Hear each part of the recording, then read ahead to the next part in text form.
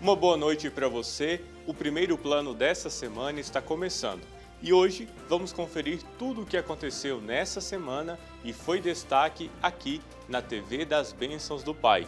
Fique conosco, o primeiro plano está no ar.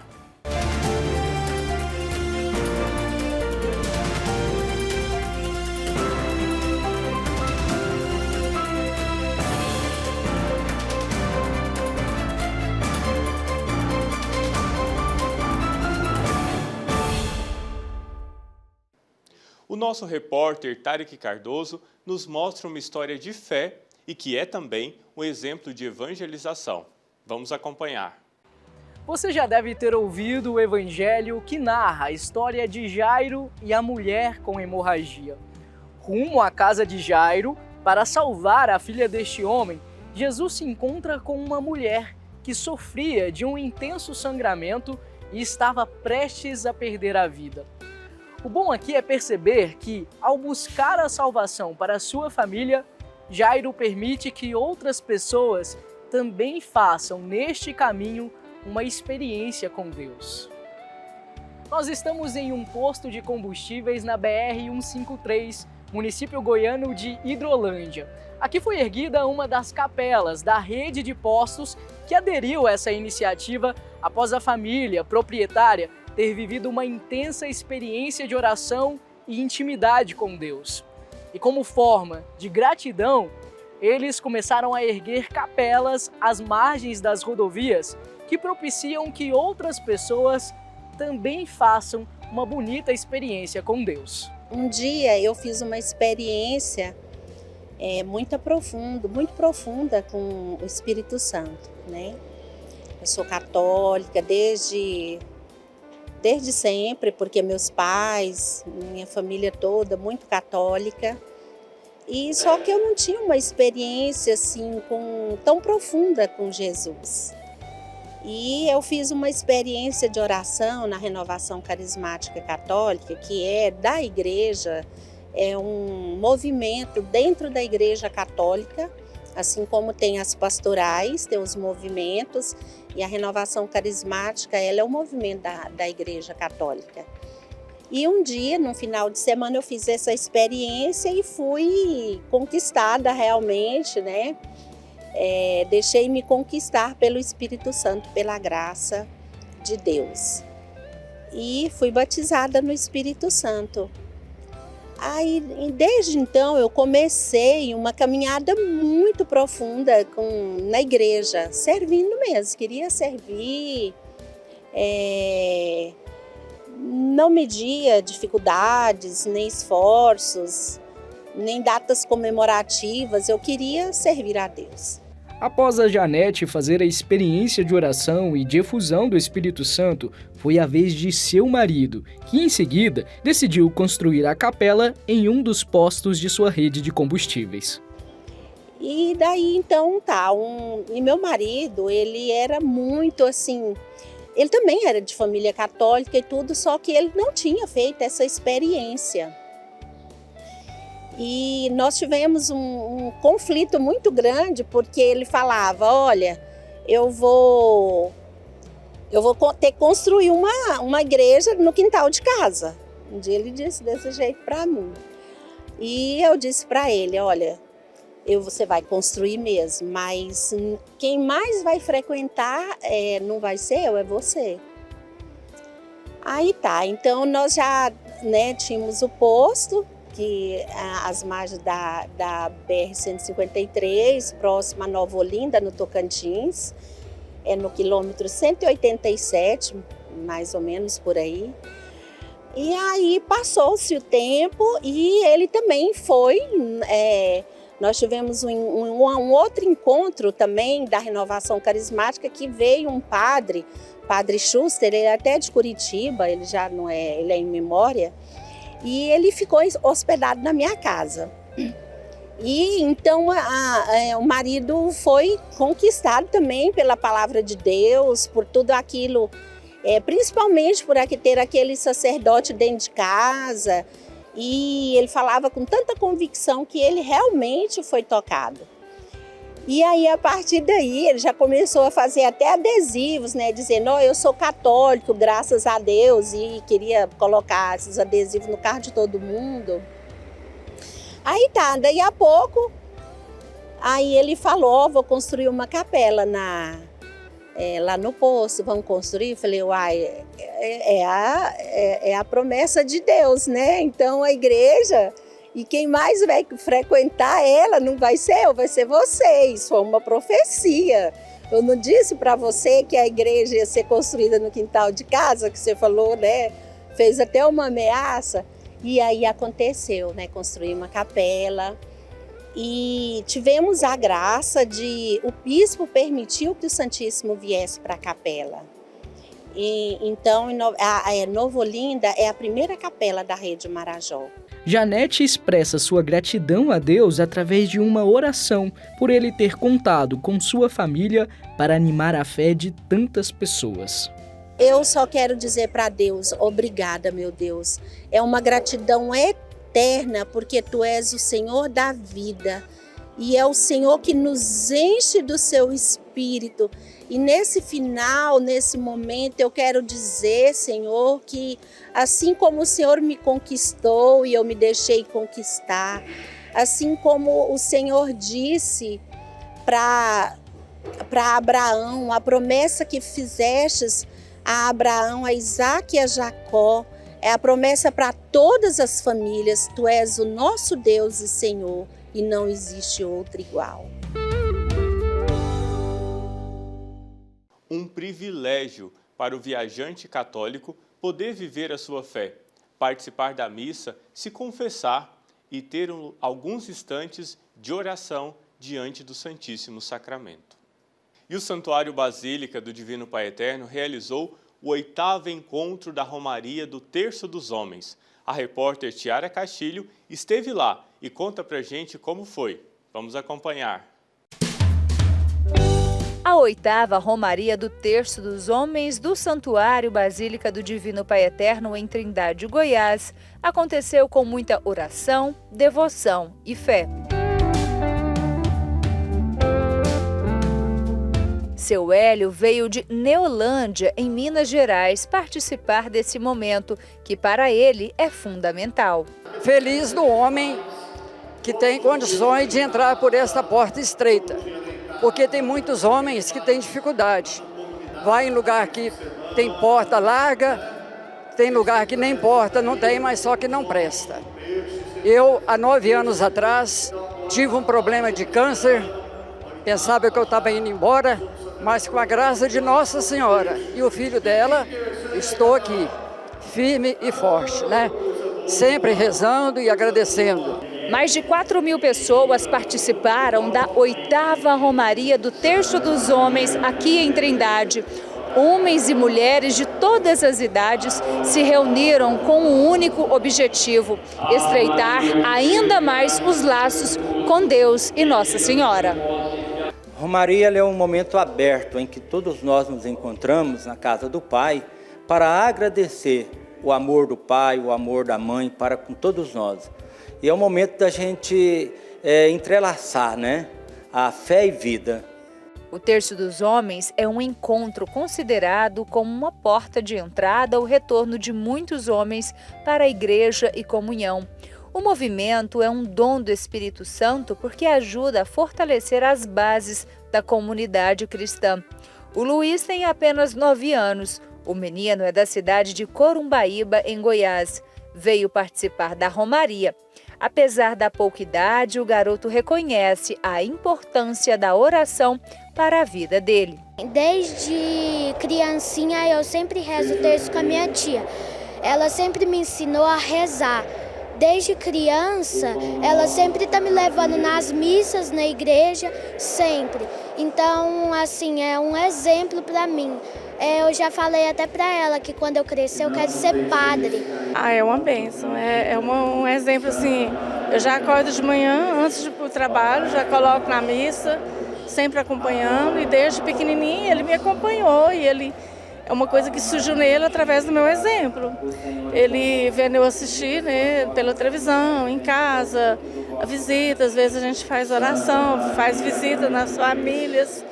E ele sempre me acompanhando, é o que eu levo, é o exemplo que eu tenho para passar. Padre João Bosco de Deus foi quem conduziu o Terço dos Homens no Santuário Basílica. Um instante foi de muita devoção piedosa.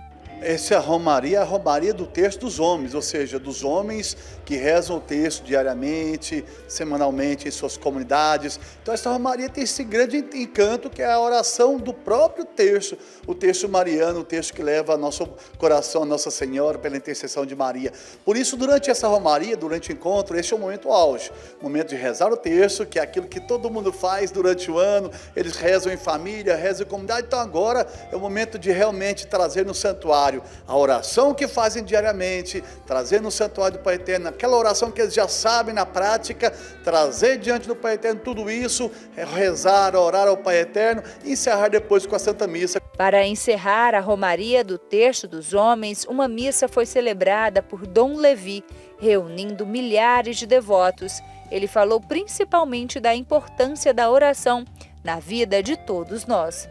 As pessoas já têm no seu imaginário, já têm na sua cabeça que o mês de outubro é o mês do terço, o mês do rosário, então procuram fazer as suas romarias.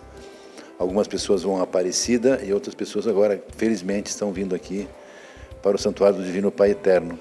Com a graça de Deus, ano após ano, essa romaria está se fixando, está se firmando, e eu acredito que cada vez mais virão pessoas do Brasil todo, não só aqui do Centro-Oeste, para essa romaria. Está realmente se confirmando que vai ser também uma grande romaria, né?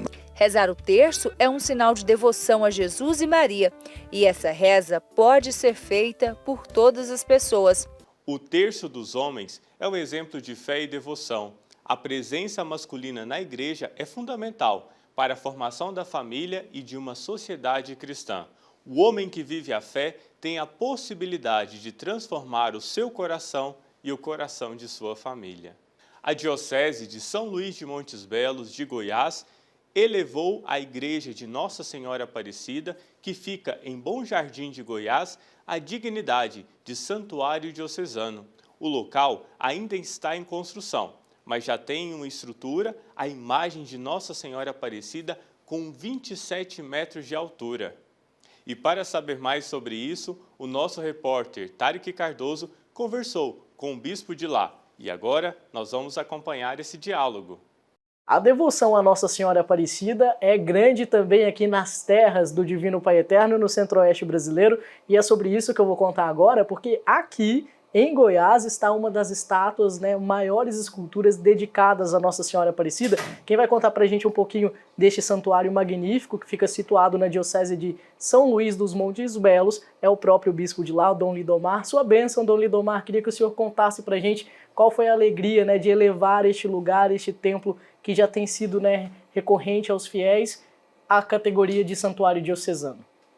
Deus abençoe, muita paz a todos, meus irmãos, minhas irmãs. A fé mariana faz parte já do coração do nosso povo, de sua alma peregrina, e não é à toa que em nosso estado a segunda maior cidade leva exatamente o nome de Nossa Senhora Aparecida. Então, não somente o povo goiano, mas todo o povo brasileiro tem Maria no coração e principalmente Maria, Mãe Aparecida.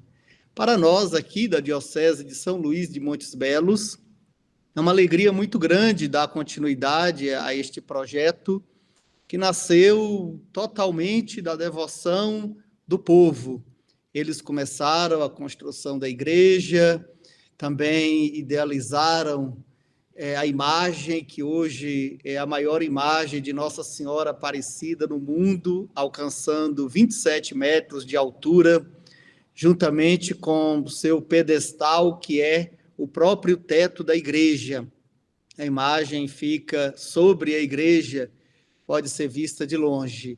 Então, foi graças a essa fé, esse espírito peregrino do povo goiano, que um projeto que era para se realizar Em 5 anos, conseguimos fazê-lo em 2, e assim, então, elevar aquela igreja à dignidade de santuário, e que bom que é santuário dedicado à Mãe Maria, Nossa Senhora Aparecida.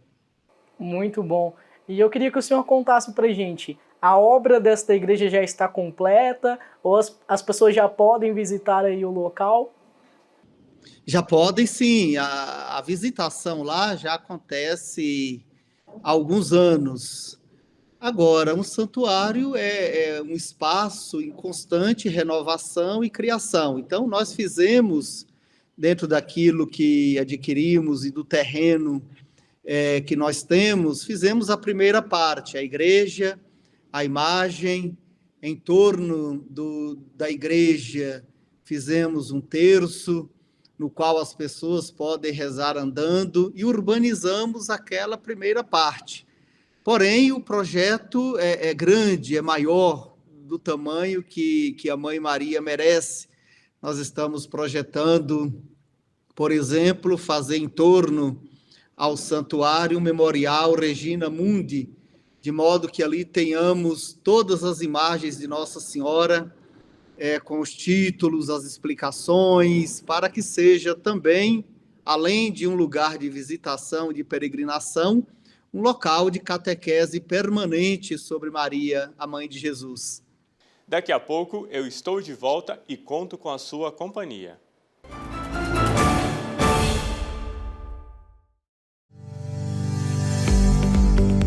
A nova Casa do Pai é uma obra grandiosa e só é possível com a ajuda de cada devoto e evangelizador. Acesse o nosso portal paieterno.com e fique por dentro de todo o nosso trabalho. Lá você pode fazer o seu cadastro e ajudar a nossa obra de amor. Você também pode fazer uma doação na quantia em que seu coração inspirar, de forma rápida e segura, por meio de Pix, cartão de crédito, boleto bancário ou transferência. Faça parte dessa família e colabore com essa obra de evangelização.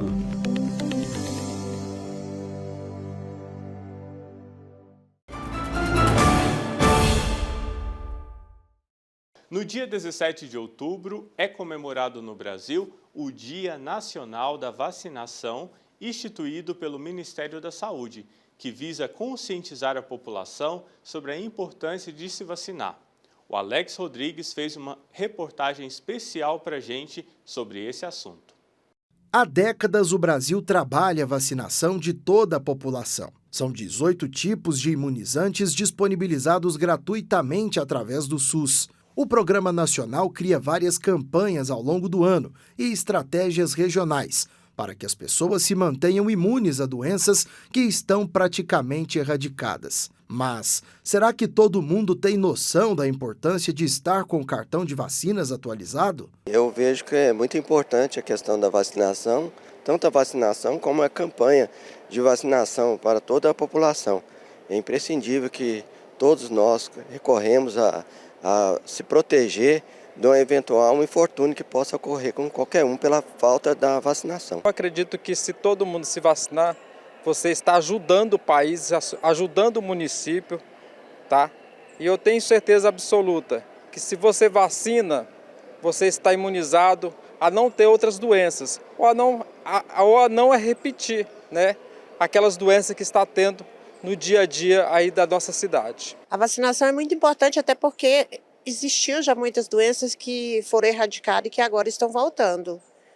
E um pai que zela de um filho tem que tomar um cuidado com isso. E mesmo com essa baixa cobertura vacinal no Brasil nos últimos anos, pelas ruas as pessoas têm muita noção da importância que tem em se manter o cartão de vacina atualizado.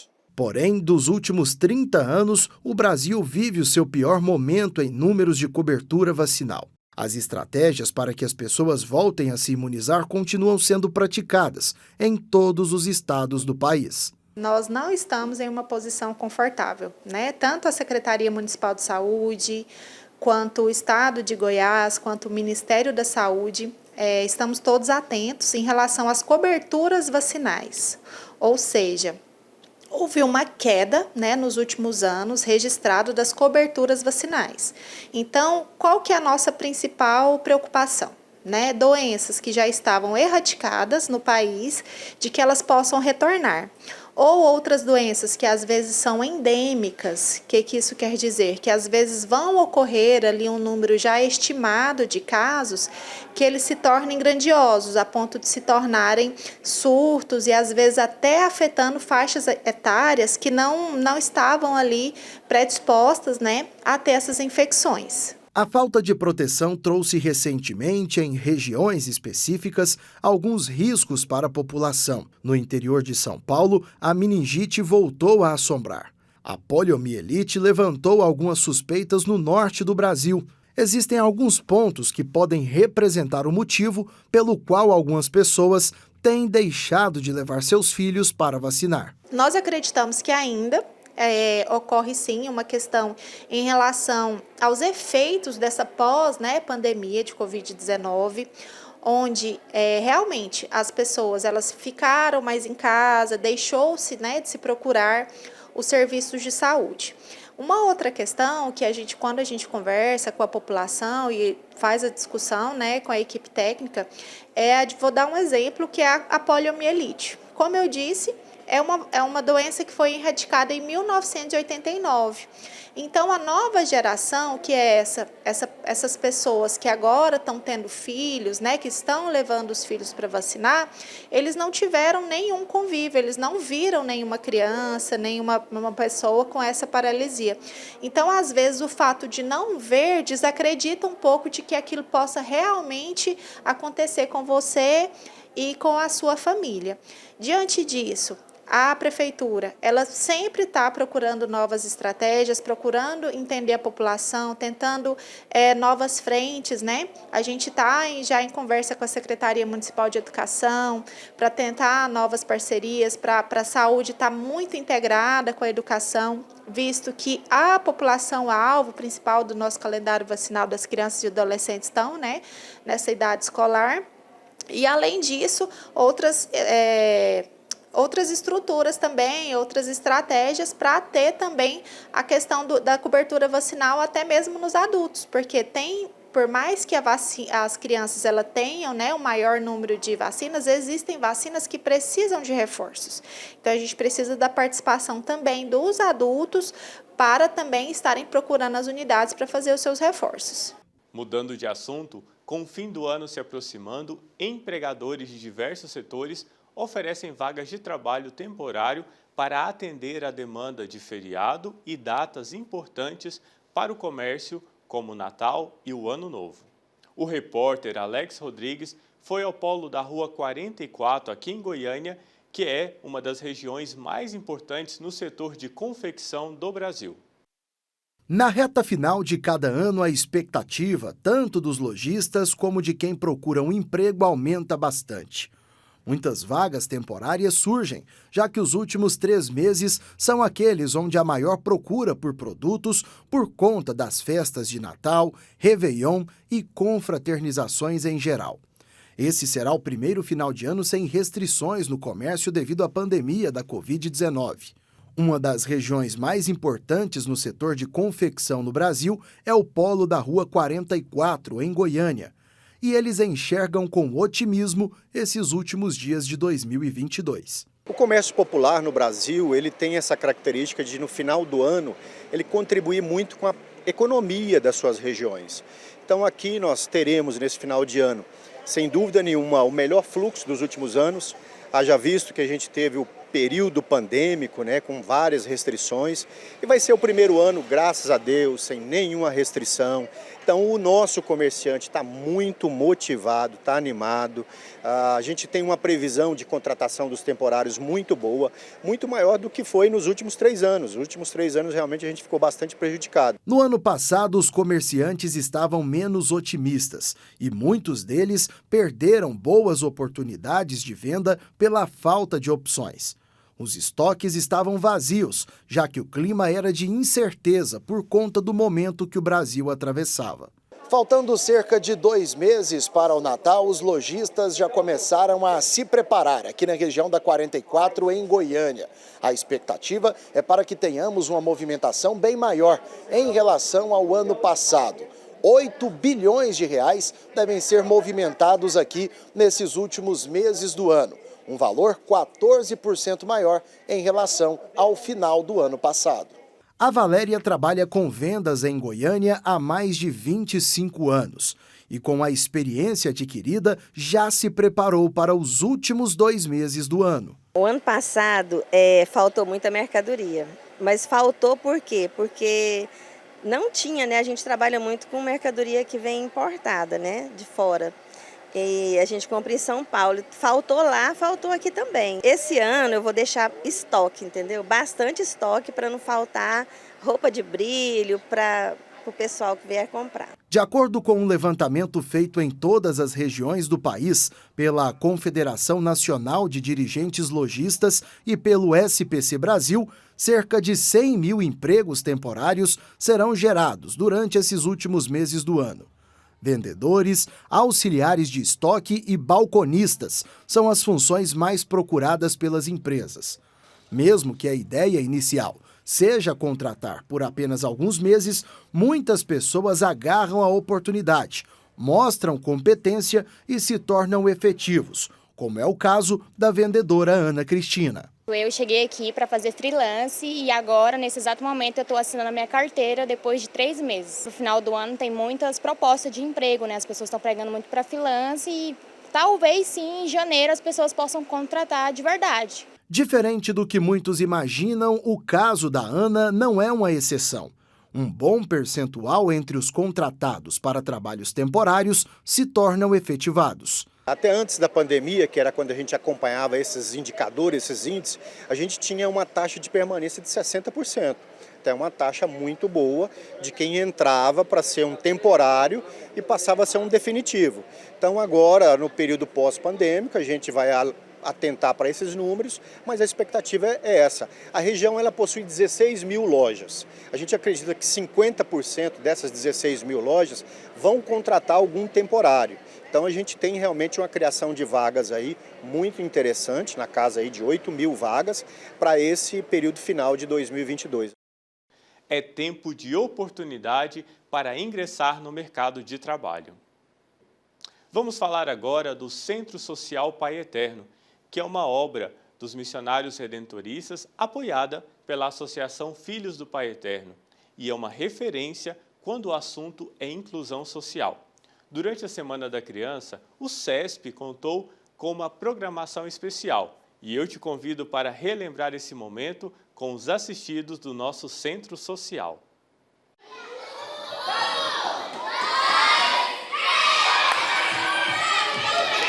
Desde 2004, o Centro Social Pai Eterno atende famílias de regiões carentes na cidade de Trindade.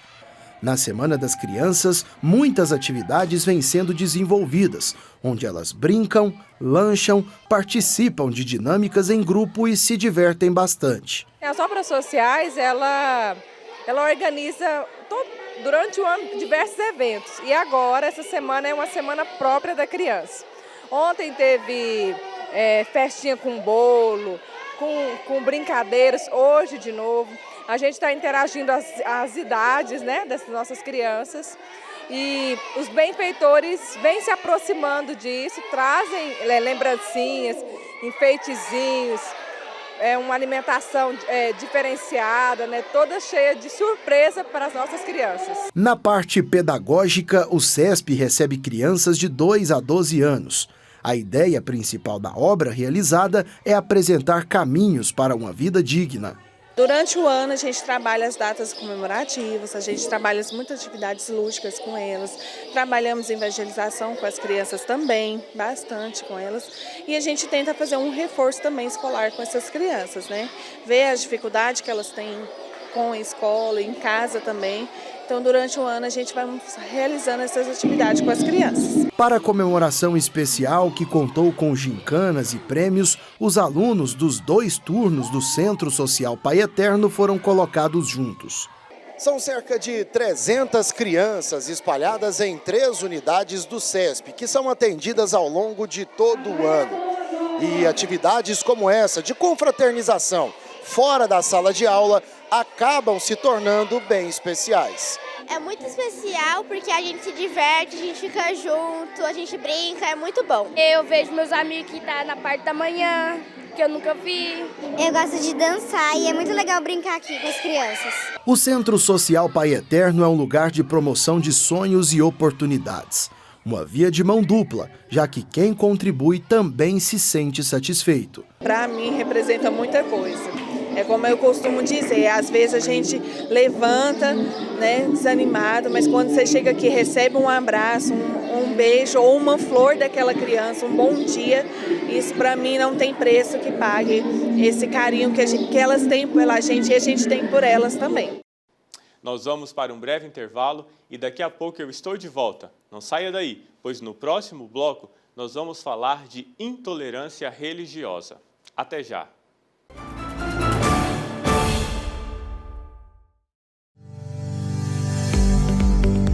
A nova casa do Pai é uma obra grandiosa e só é possível com a ajuda de cada devoto e evangelizador. Acesse o nosso portal paieterno.com e fique por dentro de todo o nosso trabalho. Lá você pode fazer o seu cadastro e ajudar a nossa obra de amor. Você também pode fazer uma doação na quantia em que seu coração inspirar, de forma rápida e segura, por meio de Pix, cartão de crédito, boleto bancário ou transferência. Faça parte dessa família e colabore com essa obra de evangelização.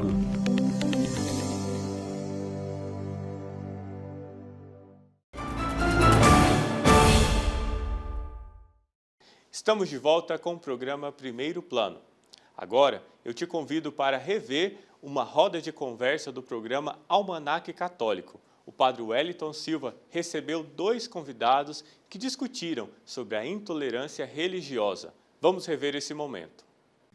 Os fiéis da paróquia São Mateus, em São Mateus do Sul, no Paraná, tiveram uma desagradável surpresa na última semana, ao encontrarem 28 imagens sacras destruídas por um invasor. A Igreja Católica Centenária é a principal da cidade e uma das imagens quebradas é a de Nossa Senhora das Graças, que está com a comunidade desde o seu início. E agora, para falarmos sobre essa situação que ganhou as matérias dos noticiários sobre intolerância religiosa e a violência contra o patrimônio religioso, eu converso com o padre Diego Ronaldo Nakowski, vigário paroquial da Igreja de São Mateus, no Paraná. Padre Ronaldo, bem-vindo. Boa tarde. Boa tarde, Padre Wellington. Boa tarde a todos os nossos telespectadores. Obrigado pela acolhida.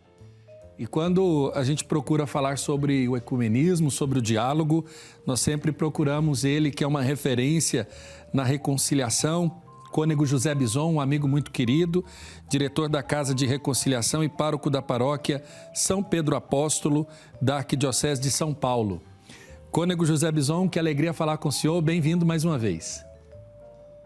Muito obrigado. Obrigado pelo convite. Bom, eu começo... Alegria estar com vocês sempre. Alegria nossa. Eu começo perguntando para o padre Diego sobre essa situação. Queria que o senhor descrevesse o que aconteceu aí na paróquia em São Mateus, né?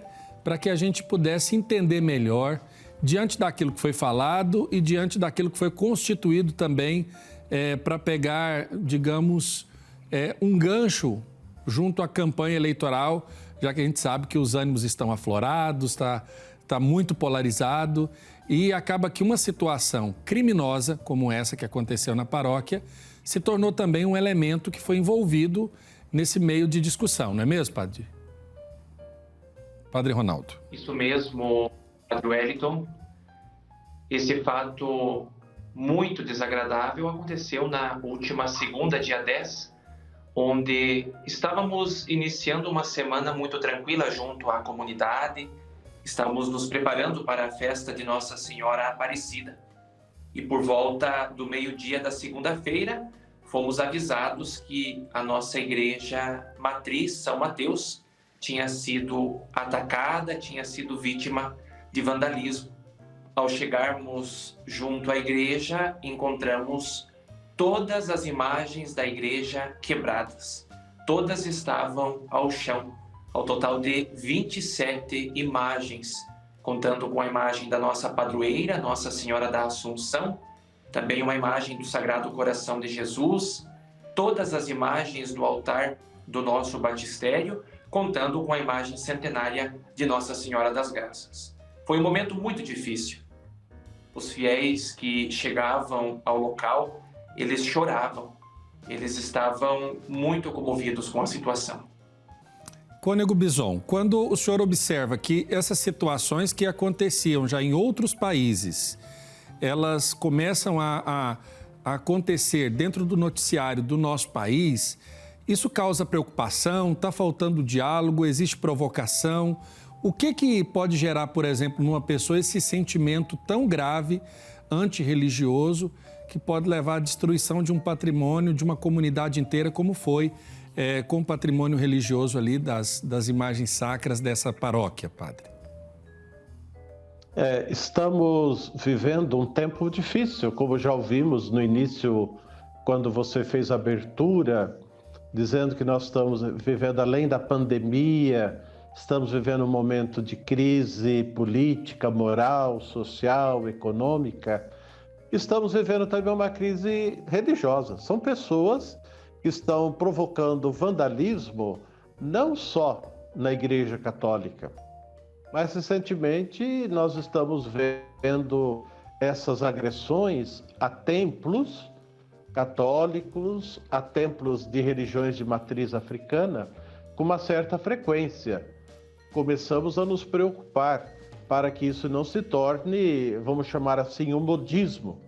Na realidade, são pessoas fanáticas, são pessoas que se dizem religiosas mais do que a própria religião a qual ela pertence, mas na realidade são pessoas desequilibradas, pessoas que estão motivadas, sabe Deus por que razão, e adentram aos templos e vão destruindo tudo aquilo que tem um significado religioso e sagrado para as pessoas.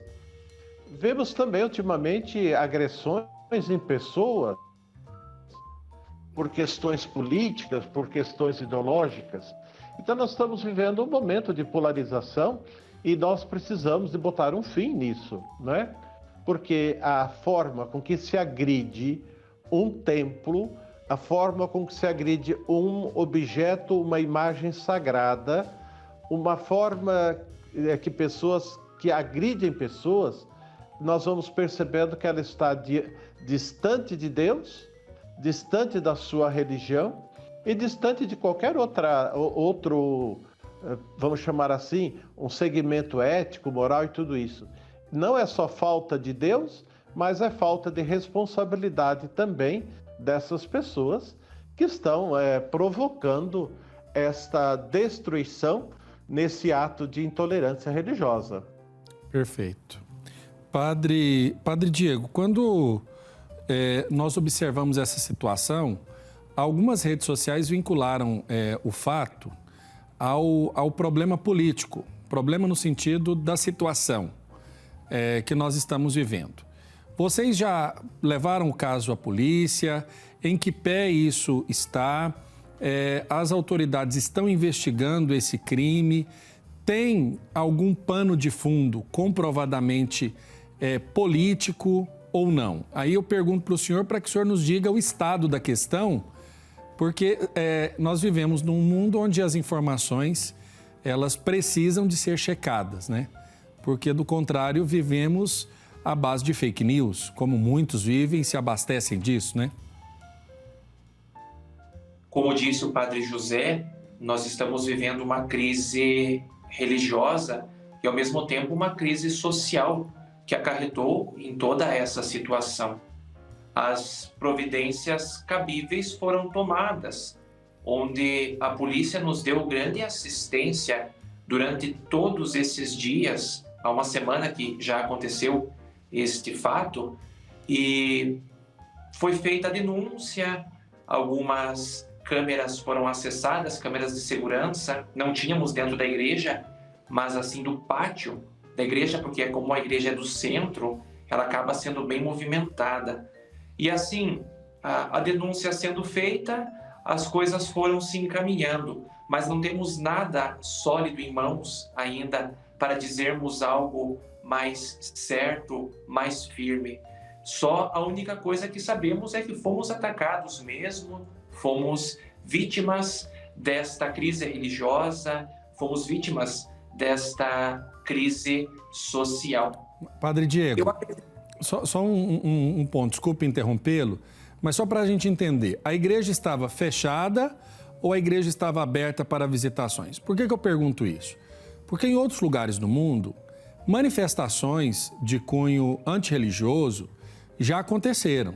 Nós sabemos que em outras igrejas, em outros países, pessoas entraram atentando contra o patrimônio, em outros casos mais graves, como aconteceu na França, né? O atentado aconteceu contra o próprio sacerdote, quando da morte do padre Jacques, que estava celebrando a missa. Eu pergunto para o senhor isso para que a gente entenda com que tipo de gente nós estamos lidando. Foi alguém que arrebentou a porta da igreja, entrou porque a igreja estava aberta para visitação, ou alguém simplesmente num ato ali diante da situação facilitada atentou contra o patrimônio religioso? A igreja estava aberta, padre, certo, por conta de que era meio-dia. É um fluxo grande de pessoas neste horário, indo para o trabalho, vindo do trabalho, levando o filho para a escola, trazendo o filho da escola. E como a igreja do centro, eu repito, ela é bem procurada para orações. E o indivíduo, ele provavelmente conhecia todo o ritmo da nossa vida paroquial, porque ele fechou as portas da igreja. Ele fechou e começou a cometer todo o delito lá dentro do templo. Então, por isso, nós podemos dizer que, às vezes, até ficamos pensando se a pessoa era conhecida da comunidade, conhecendo os movimentos para saber daquele horário e chegar e fechar as portas da igreja mesmo. Perfeito. Cônego José Bison, quando nós olhamos para essas situações que a gente começa a ficar amedrontado, né? Do ponto de vista do prestar o culto público da sua própria fé, passa a ser uma ameaça diante daquilo que nós estamos vendo acontecer, não só lá no sul do nosso país, mas aconteceu na França, aconteceu aqui no Chile, aconteceu na Europa, aconteceu na Rússia. Nós vimos vários lugares onde a intolerância religiosa ganhou corpo e coragem para se atentar. Quando não contra os templos, também contra as pessoas. E aí eu quero unir a isso uma iniciativa que o cardeal Gianfranco Ravasi lançou já há algum tempo no Vaticano, que é o Pátio dos Gentios, que seria um ambiente de diálogo e de escuta para elementos comuns entre as religiões. Eu pergunto ao senhor, essa é uma iniciativa. Quais seriam os caminhos para que a gente pudesse dirimir esse tipo de iniciativa? O caminho é o diálogo. O caminho também deve ser para as pessoas que cometem esses delitos, vamos chamar assim, como nos disse o padre Diego, tem que ser também com a punição da justiça, não é? E a Igreja do Brasil, através da Conferência Nacional dos Bispos do Brasil, tem os seus instrumentos de diálogo com vários segmentos. Aqui, por exemplo, na Casa da Reconciliação, nós temos diálogos católicos, judaico, católico anglicano, católico candomblé umbanda, católico muçulmanos e judeus. Então a gente e temos outros também no sul, tem o católico luterano, tinha ou tem, não sei, não me lembro agora exato, porque é fora de São Paulo, o diálogo católico presbiteriano. Então são várias iniciativas, vários encontros de formação, de organização, de atividades. Tem aquele grupo também católico pentecostal, o chamado Em Cristo. Então a Igreja Católica tem se movimentado para criar mecanismos, meios de diálogo para aproximação e para compreensão. Mas, infelizmente, Padre Wellington e Padre Diego, as pessoas que cometem esses delitos, né, elas não estão a fim de dialogar, elas querem ir exatamente para a agressão ou física ou agressão aos templos, né? Então é uma forma também que a gente começa a nos preocupar, porque isso começa a aumentar. Alguns anos atrás, os senhores se lembram, aquela menina que no Rio foi apedrejada porque ela estava vestida com a roupa da sua tradição religiosa. Isso foi há alguns anos. E depois disso, quantos templos, quantas igrejas, quantas pessoas já foram agredidas por questões de fé. Então, de fato, é uma intolerância, é um fundamentalismo religioso que quem tem que nos ajudar isso é a sociedade organizada, né? O Estado tem que ajudar. Nós estamos, sim, vivendo num país laico, mas o Estado tem que agora começar a atender a promoção e a defesa da fé de cada tradição religiosa, porque senão nós vamos por um caminho que não vai ter retorno. Padre Diego, agora eu pergunto para o senhor, qual a destinação foi dada a essas imagens que foram quebradas? Eu pergunto por quê.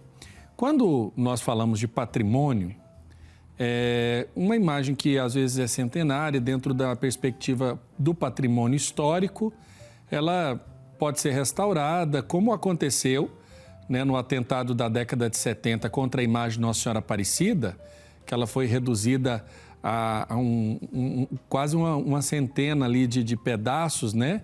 Quase uma centena de partes daquela imagem, quando ela foi levada lá no MASP para que a Maria Helena Chartuni pudesse, então, reconstituir aquele símbolo religioso. E aí, dentre as imagens que foram destruídas em São Mateus, vocês tiveram também destruída a imagem de Nossa Senhora das Graças. Parece que é uma imagem que está desde o início da comunidade. Qual que é a destinação final que vocês deram a essas imagens? Elas foram levadas para a restauração ou o que foi feito com isso? Então, Padre Wellington, Padre Bison, nós primeiro, depois de todo o ocorrido, após comunicar o bispo, após a nota do bispo diocesano, foi marcada a missa de desagravo pelos delitos cometidos junto à comunidade, isso na terça-feira, no dia seguinte, e na quarta nós nos reunimos com a comunidade para fazermos a seleção das imagens, por conta de que, levando sempre em conta o valor histórico e o valor sentimental. Um exemplo que dou, a imagem da nossa copadroeira, Nossa Senhora da Assunção, é uma imagem recente, uma imagem que está junto à nossa comunidade há 4 anos. E essa imagem de Nossa Senhora das Graças é uma imagem centenária junto à comunidade desde o início, desde a primeira capela da primeira igreja. Após a gente ter essa reunião com alguns membros da comunidade, a gente foi selecionando e vendo a qual imagem deu perda total e a qual imagem poderia seguir para a restauração. Nós tínhamos um agravante junto à restauração por conta do preço e por conta do tempo. Não podemos deixar os nossos altares vazios. Então, a gente, conforme foi selecionando, fomos dando o destino, que é terminar a quebra dessas imagens e fazer o sepultamento delas. Isso foi o que o próprio bispo diocesano nos indicou. Fazer o sepultamento das imagens, levando em consideração que são imagens sacras. E as que nós julgamos que sejam restauradas e até mesmo reconstituídas, algumas por conta do dano, elas foram guardadas no local aqui da nossa igreja matriz e estamos entrando em contato e fazendo também uma seleção dos restauradores, que de todo o Brasil estão nos procurando e oferecendo ajuda para fazer a restauração das imagens que restaram. Interessante. Padre Bison, queria perguntar para o senhor sobre a questão do simbolismo religioso. O que significa a imagem, por assim dizer, enquanto representação deste ou daquele santo, de Nossa Senhora, de Jesus, etc., para o imaginário religioso católico? E aí eu pergunto para o senhor porque há pessoas que têm um super valor para com a imagem e há pessoas que entendem o valor real que ela tem dentro da perspectiva da fé. Eu queria que o senhor falasse um pouco sobre essa realidade do símbolo. O símbolo que tem, o valor simbólico que tem a imagem para nós católicos romanos. Cada vez que uma imagem é atingida, vamos chamar assim, agredida, também as pessoas estão sendo agredidas também no seu interior, no seu íntimo, na sua fé. Porque lembram quando houve aquele chute da santa, você bem lembrou, Wellington, quando a imagem de Nossa Senhora da Conceição de Aparecida no Santuário Nacional também foi agredida, vamos chamar assim. Então as pessoas se sentem feridas porque elas se identificam naquilo que a imagem representa. Então, o que está por trás por exemplo, quando a imagem de Nossa Senhora Aparecida foi agredida, quando a imagem de Nossa Senhora das Graças, daí da paróquia São Mateus do Sul, ela é agredida, as pessoas também se sentem agredidas porque o que vai dizer para as pessoas não é aquela imagem em si que está ali, mas é o que de fato ela significa, o que de fato ela diz para aquelas pessoas, porque as pessoas entendem que quem está sendo agredido é aquela que está sendo representada naquela imagem.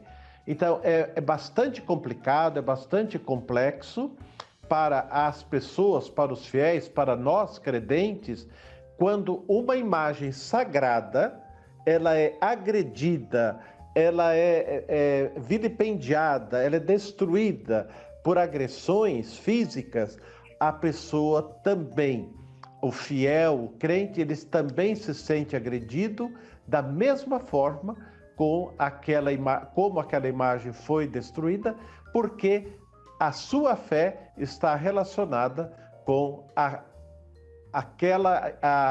pessoa de quem diz respeito àquela imagem. No caso, Nossa Senhora Aparecida, em Aparecida, no fundo as pessoas também sentem que também a Virgem Maria está sendo agredida. É assim que eu penso, não sei se... É interessante observar isso. Eu acredito também que todo esse imaginário simbólico, nós nos identificamos e temos o carinho, né? Como se a gente dissesse da fotografia de nossos entes queridos. Alguém fazer um ato de agressão, de quebrar, de pisar. A gente vai se condoer pela representação daquilo que se apresenta, né? O programa Primeiro Plano chega ao fim. Eu espero que você tenha gostado da nossa edição. Um ótimo final de semana e até a próxima sexta-feira.